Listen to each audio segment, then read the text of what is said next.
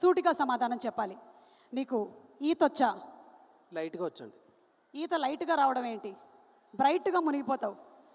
ఆ, పోనీ చేపలు వండడం వచ్చా? చేపలు వచ్చండి. ఏమొచ్చు? చేపల పులుసు అండి. ఎలా చేస్తారు? ఫస్ట్ చింతపండు తీసుకోవాలి, ఓ అరకిలో. ఓకే.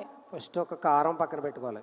ఆహా నెక్స్ట్ పులస చేప ఒక అర డజన్ ముక్కలు నరికి ఆహా 4 తిప్పలు తిప్పి అందులో ఫస్ట్ ఆయిల్ వేసి, తర్వాత ఇంకా మీకు తెలుసు కదా కరివేపాకు అవన్నీ వేసేసి కారం వేసేసి చింతపండు పులిపేసేసి 4 తిప్పలు తిప్పి. ఇలాగే చేస్తున్నారా మీ అమ్మగారి ఇంట్లో కూర?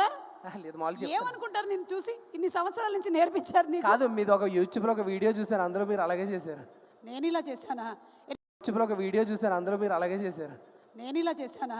ఎనివే ఎన్ని రకాలైన చేపలు ఉన్నాయో చెప్పు. ఎందుకంటే చేపలు మనకి పులస, fisherman- ఎలస, శీలావతి, వద్దు ఆపే.